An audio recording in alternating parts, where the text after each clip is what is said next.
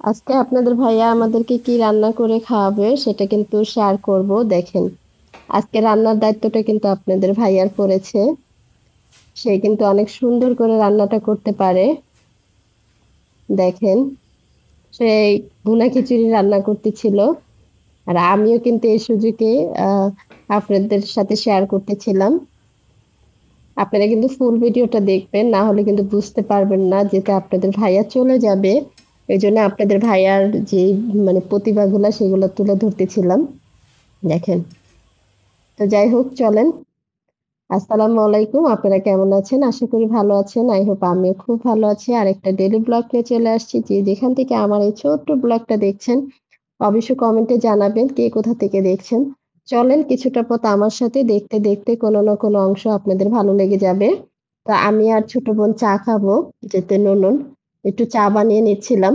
আর video করতে কিন্তু ভীষণ কষ্ট হচ্ছিল, কারণ ভিডিও ক্যামেরা ধরার মতো কেউই নাই। আমি একা একাই ধরছিলাম, আর সবাই কিন্তু ঘুমাচ্ছিল। তো ভাবলাম যে না, একটু চা খেয়ে নেই। আপনারা হয়তোবা দেখে বুঝতে পারতেছেন যে আমি কত কষ্ট করে ভিডিওটা করছি। অবশ্যই কমেন্টে জানাবেন। আর এই যে দেখেন, একটা পিরিচ যে নেবো সেই অবস্থা নাই। আমি চালের ড্রামের উপরে কাপ রেখেছি। দেখেন, আপনাদের ভাইয়া এখন এই যে ছাদ ঝাড়ু দিতেছে। এত ময়লা হয়েছে, কর মতো না। দেখেন, মোটর ছাড়বা? হ্যাঁ, মোটর ছাড়বা? মোটর ছাড়বা? দেখেন, এখন ওই যে ওই সাইডে যাবে, ওই সাইডে এই সাইডটুকু পরিষ্কার করে নিল, এখন ওই সাইডে যাবে। এই যে হ্যাঁ, কিন্তু আইসে শুরু করে দিছে যে ছাদ পরিষ্কার করতে হবে। এই যে যেদিন আসছি আমরা সেদিনকে থেকে বলতেছে যে অনেক ময়লা হয়েছে, একটু পরিষ্কার করে নেই। এই যে দেখেন কি অবস্থা, এই যে আম গাছের পাতাগুলা আর বেশি নষ্ট হয়ে গেছে। উনি কিন্তু সব কাজই পারে, মাশাআল্লাহ, রান্না করা থেকে সব কাজই পারে আপনাদের ভাইয়া। কি বলবো, একটা ভিডিওতে তার প্রতিভা বলে শেষ করতে পারবো না। এত সব কিছু ফাস্ট ফাস্ট। দেখেন ঝাড়ু দিচ্ছে, সে কিন্তু মহিলা মানুষদের মতোই ঝাড়ু দিচ্ছে। দেখেন, একটু হাই বলে দাও সবাইকে। হাই, ফালাও, ওইটা ফালাও। হাই সবাই, কেমন আছেন? ওইটা ফালাও, সিরা পচা এগুলা তো। হ্যাঁ, এই যে দেখেন, এখানকার ভিউটা কিন্তু অনেক সুন্দর। এই যে এখানে ধানের ক্ষেত আছে আপনাদের ভাইয়ার। এই যে দেখেন, আমি বলছি যে দাও, আমি করে দিই, আমাকে দিবে না, বলে যে তুমি রান্না করো। আমি এখন রান্না করতে চলে যাব, তো ভাবলাম আপনাদের সাথে একটু শেয়ার করি। তো অন্য ভিডিওতে আপনাদের সাথে অনেক কিছু শেয়ার করব, আপনারা সাথে থাকেন। হ্যাঁ, এটা বাউন্ডারি দিতে মনে হয় দেখি আমরা কেন অবস্থা দিতে।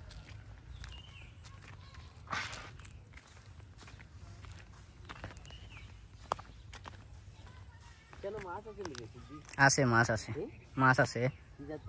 তাও তো ছোট মাছ ইস পাইনি মাছ পাইবা, পাইবানি পাইবা। কই, আর আমাদের এখানে কিন্তু বৃষ্টি এসেছিল, এই জন্য ছাদের অবস্থা খুবই খারাপ ছিল, আর আপনি তো দেখেছেন। তো যাই হোক, আপনাদের ভাইয়া বাজার থেকে মাছ নিয়ে আসছে। এই যে দেখেন, কাতলা মাছ। এই কাতলা মাছগুলো একদম আমার পছন্দ না, মাথাগুলো অনেক বড় বড়। এই যে, আর এই ছোট মাছটা কিন্তু অনেক পছন্দ হয়েছে। আমি কিন্তু ছোট মাছটা অনেক পছন্দ করি। দেখেন, ৩টা কাতলা মাছ আনছে। তো আমি তো দেখে অবাক যে এত মাছ কিসের জন্য। তো এখন আমি বলতেছিলাম আমি পারবো না, তো বললো যে আচ্ছা, সমস্যা নাই, তুমি পারবা না যেতে, তাহলে আর আনবো না, ছোট মাছই আনবো। এতগুলো মাছ কাটা যায় কিনা বলেন। তো যাই হোক, এখন আমরা মাছ কাটার জন্য ব্যস্ত হয়ে যাব। কে কে কাটে সেটা আপনাদের সাথে শেয়ার করব। আর এখানে নারকেল ভাঙ্গা নিয়েছিলাম, যেটা পিঠা করব একটু, এই জন্য। তো নারকেল গুলা একটু ধুয়ে নিতেছিলাম, উপরে একটা ময়লা পড়েছিল, যাতে নারকেল ধোয়ার পরে নারকেলের যে ময়লাটা ওইটা পড়ে যায়, এই জন্য আমি ধুয়ে নিচ্ছিলাম।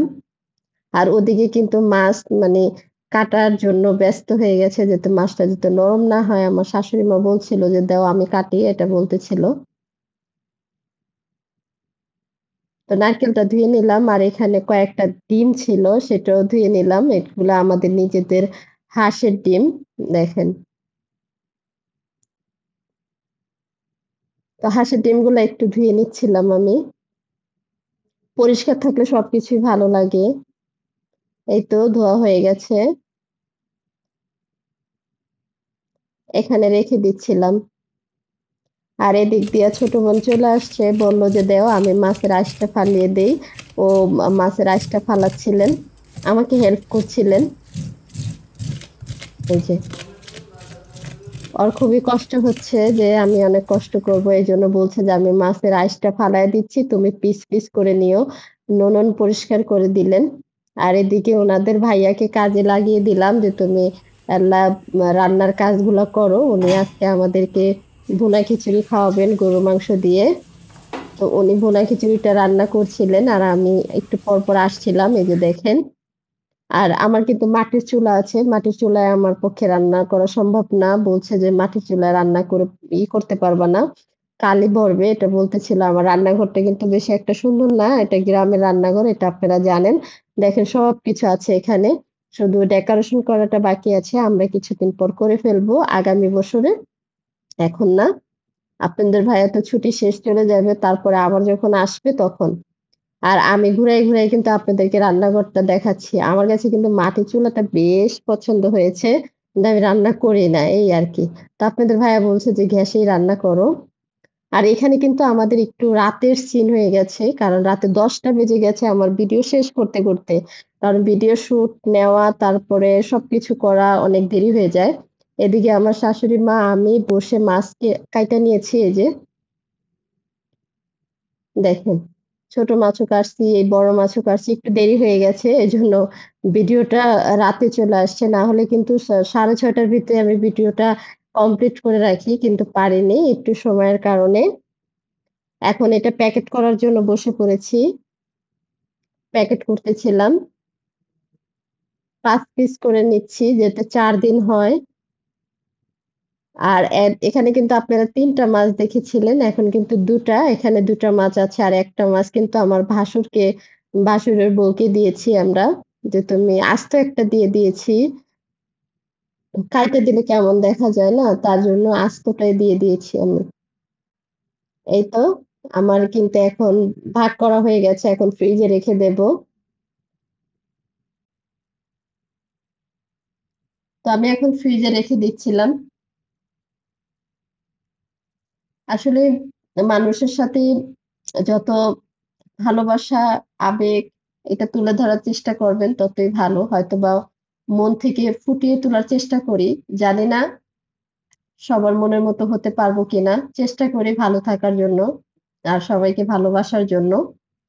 এই যে দেখেন, আপনাদের সাথে দেখিয়ে দিলাম। কারণ গ্রামে কিন্তু কাজ আছে কিন্তু সময়টা আ মিলানোটা খুবই টাফ ব্যাপার। এখন ভয়েস দিচ্ছি কিন্তু অনেক মানে কি বলবো সময়টা বের করে।